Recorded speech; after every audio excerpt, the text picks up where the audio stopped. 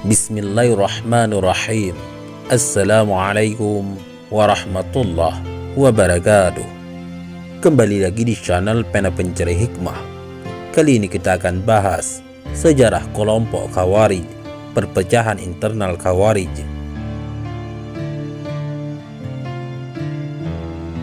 Jangan lupa sukai video ini, komen, dan berlangganan, serta bagikan video ini agar bermanfaat bagi semua. Sebagaimana disinggung di awal bahasan, kelompok Khawarij terpecah menjadi beberapa faksi.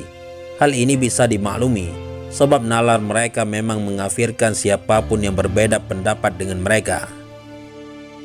Akhirnya mereka sendiri pun pecah dan saling mengkafirkan satu sama lain, atau paling tidak saling berlepas diri dan berperang.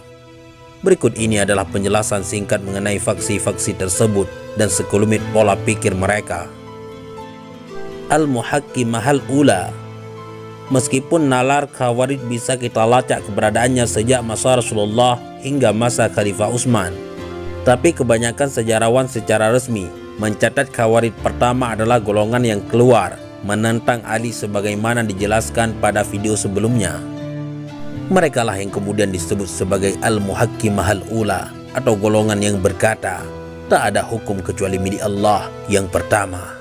Tentu saja slogan tersebut hanyalah apologi, sebab sebenarnya maksud mereka adalah tak ada hukum kecuali hukum versi mereka sendiri. Seorang Khawarij bernama Urwah berkata, kalian berhukum dalam hal ajaran Allah pada manusia, tak ada hukum kecuali milik Allah. Pasca arbitrase, Ali dan pasukannya memasuki kota Kufah, sedangkan Khawarij menuju Harura. Pimpinan mereka adalah Abdullah bin Al-Kawa, Itab bin Al-A'war, Abdullah bin Wahbar Rasibi, Urwah bin Jarir, Yazid bin Asim, dan Hurkus bin Zuhair. Jumlah mereka sekitar 12.000 orang yang kesemuanya meneriakkan jargon, tidak ada hukum kecuali Allah, sebagai bentuk perlawanan pada arbitrase yang dianggap menjadikan manusia sebagai penentu hukum. Mereka adalah para ahli ibadah yang sayangnya merasa lebih paham agama daripada Ali bin Abi Thalib, sehingga sulit disadarkan. Kesemua Khawarij ini terbunuh oleh pasukan Sayyidina Ali di suatu daerah yang bernama Nahrawan, hingga tak tersisa kecuali tak lebih dari 10 orang saja. 2 di antara mereka lari ke Amman, 2 lagi ke Kerman, 2 ke Sijistan, 2 ke Jazirah, 2 ke Yaman. Di tempat-tempat itulah faksi Khawarij berikutnya bermunculan. Di antara yang terbunuh di Nahrawan ini adalah Zulkuwaisirah, Khawarij pertama yang merasa lebih adil dari Nabi Muhammad, yang kisahnya telah kami ulas pada video sebelumnya. Az-Zarikah. Mereka adalah para pengikut Nafi' bin Azraq. Faksi ini adalah Khawarij terkuat dan terbanyak jumlahnya yang pernah ada. Jumlah mereka lebih dari 20.000 orang. Mereka menganggap siapapun di luar mereka sebagai kaum musyrik, berbeda dengan Al-Muhakkimah al-Ula yang menganggap para musuhnya sebagai kafir. Yang lebih parah dari Muhakkimah, kalangan Az-Zarikah ini menganggap musyrik kalangan mereka sendiri yang tak mau mengangkat senjata. Mereka mempunyai kebiasaan menguji keimanan calon anggota mereka dengan cara menyodorkan tawanan dari kalangan muslimin non-Khawarij padanya. Bila calon anggota tersebut mau membunuh tawanan tersebut, maka mereka menerimanya. Namun bila ia enggan membunuhnya, maka mereka menyebutnya munafik dan musyrik lalu membunuhnya. Sebagian mereka memperbolehkan membunuh istri dan anak para penentangnya dan berpendapat bahwa anak-anak adalah musyrik. Mereka memastikan anak non-Khawarij berada kekal di neraka. Dalam hal fikih, mereka mengingkari hukum rajam dan memperbolehkan mengingkari amanat. Selain itu, mereka memotong tangan pencuri tanpa peduli seberapa kecil barang yang dicurinya, sebab mereka tak memberlakukan batas minimal pencurian. Ibnul Jauzi menceritakan bahwa di antara perkataan mereka adalah, kami tak mengenal ada satupun orang Islam di luar mereka. An-Najdat. Ketika Nafi' bin Azraq mulai mengkafirkan anggotanya yang enggan mengangkat senjata dan menyebut mereka sebagai musyrikin, serta menghalalkan pembunuhan atas istri dan anak lawan politiknya, maka sebagian orang yang dipimpin oleh Abul Qudail, Atiyah al-Hanafi, Rashid At-Tawil, dan Ayyub al-Azraq memisahkan diri. Mereka pergi ke Yamamah hingga bertemu dengan Najdah bin Amir al-Hanafi beserta pasukannya di perjalanan. Najdah sebenarnya ingin bergabung dengan para Az-Zarikah, Namun ketika mendengar kisah dari orang-orang Az-Zarikah yang memisahkan diri itu, ia pun mengurungkan dirinya. Pasukan Najdah bin Amir al-Hanafi beserta mantan Az-Zarikah itu kemudian berbaiat pada Najdah. Inilah sebab mereka disebut sebagai An-Najdad. Mereka mengafirkan para Az-Zarikah yang menghalalkan darah orang-orang Khawarij yang tak mau mengangkat senjata. Namun setelah putra Najdah beserta pasukannya membunuh penduduk Qatif dan mengambil rampasan perang tanpa terlebih dahulu dilakukan pembagian, maka kelompok ini terpecah. Sebagian mendukung Najdah yang mengampuni tindakan putranya itu dengan alasan mereka masih tidak tahu bahwa itu terlarang serta mengafirkan siapapun yang menganggapnya salah. Sedangkan sebagian lagi menentang dan mengafirkannya karena mendukung aksi pasukan putranya tersebut. Uniknya, suatu ketika Najdah saling berkorespondensi dengan Khalifah Abdul Malik bin Marwan dari dinasti Umayyah dan ia menampakkan kecondongan padanya. Akhirnya ia dikritik oleh anak buahnya dan diminta bertobat. Akhirnya Najdah pun bertobat dari itu. Setelah itu sebagian anak buahnya merasa bersalah karena telah memaksa imam mereka bertobat, sehingga mereka pun bertobat karena itu. Najdah lagi-lagi dipaksa untuk bertobat dari tobatnya terdahulu. Bila tidak, maka ia akan dilengsarkan dan akhirnya Najdah pun bertobat dari tobatnya. Di antara pengikut Najdah yang memisahkan diri darinya adalah Atiyah dan Abu Fudayl. Pendukung Atiyah dikenal sebagai Atawiyah dan pendukung Abu Fudayl disebut Fudaykiyah. Meskipun keduanya sama-sama sempalan Najdad, tapi keduanya saling berperang satu sama lain. Kekuasaan Atawiyah mencakup Sijistan, Khurasan, Kerman, dan Kihistan. Pada perkembangannya, dari Atawiyah muncul sempalan lagi bernama Ajaridah. Ajaridah. Mereka adalah pengikut Abdul Karim bin Ajrad. Secara umum pendapat mereka sama dengan faksi Najdad sebelumnya. Akan tetapi mereka mengafirkan pelaku dosa besar dan mengingkari keberadaan surat Yusuf sebagai bagian dari Al-Quran. Alasannya, kisah cinta tak mungkin merupakan ayat Al-Quran. Selain itu mereka berpendapat bahwa anak-anak orang musyrik kekal di neraka bersama orang tuanya. Dalam perkembangannya, Ajaridah terpecah kembali gara-gara perbedaan pendapat dalam hal fikih dan akidah. Di antara sempalannya adalah Saltiyah, Maimuniyah, Hamziyah, Khalfiyah, Atrafiyah, Syuaibiyah, dan Hazimiyah. Di antara sempalan Ajaridah paling besar adalah Sa'alibah yang merupakan kaum pengikut Sa'labah bin Amir.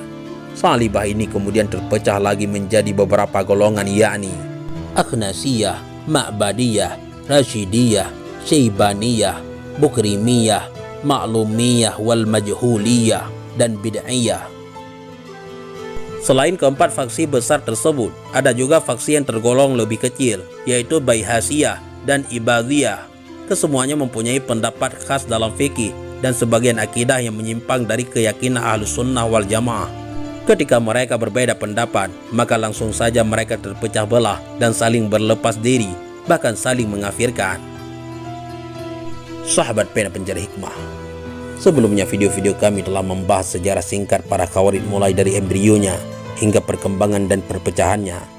Saat ini sebagai penutup serial Khawarij ini, kami ingin meringkas tentang bagaimana pola pikir para Khawarij tersebut hingga mereka menjadi ekstremis dalam tubuh umat Islam.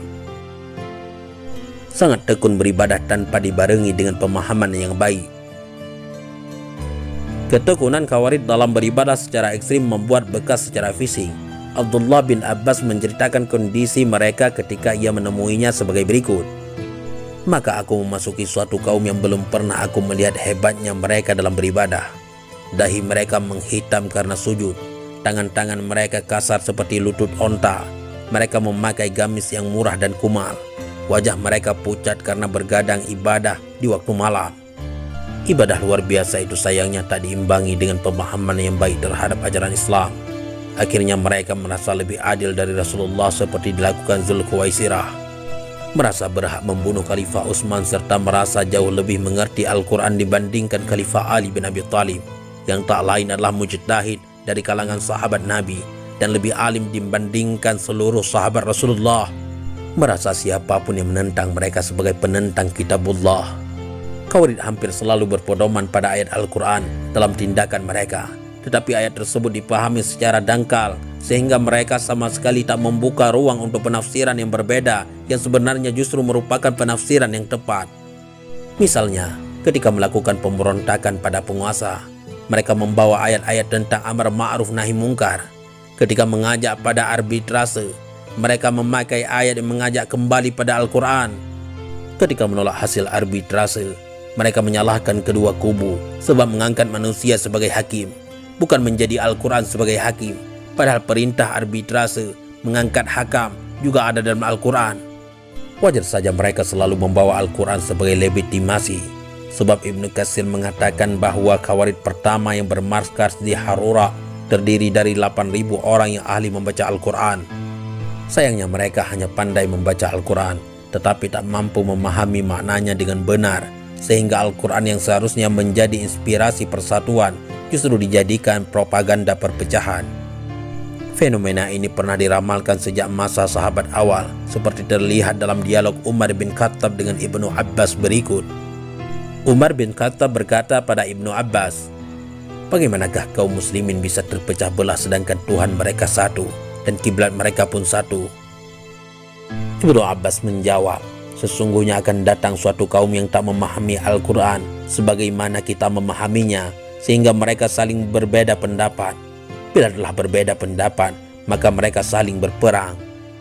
Karena secara gegabah merasa dirinya sebagai representasi Al-Quran, maka secara otomatis siapapun yang berbeda pendapat dengan mereka dianggap menentang Al-Quran itu sendiri. Akhirnya, vonis kafir, musyrik, dan halal dibunuh secara mudah keluar dari mereka pada siapapun yang berbeda, tak terkecuali kalangan internal mereka sendiri. Mencela kaum muslimin dengan ayat-ayat sebenarnya ditunjukkan pada non-muslim." Imam Bukhari meriwayatkan sebuah hadis tentang komentar sahabat Ibnu Umar kepada Khawarij sebagai berikut.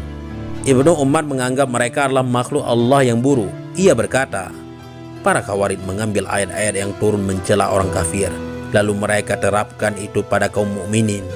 Mereka tak mampu membedakan bagaimana sikap seorang mukmin terhadap mukmin lainnya dan kepada orang kafir yang memang selalu memerangi umat Islam saat itu. Bagi mereka, semua orang dianggap memerangi umat Islam sebab mereka sendiri umat Islam itu sendiri, hanya kelompok mereka saja.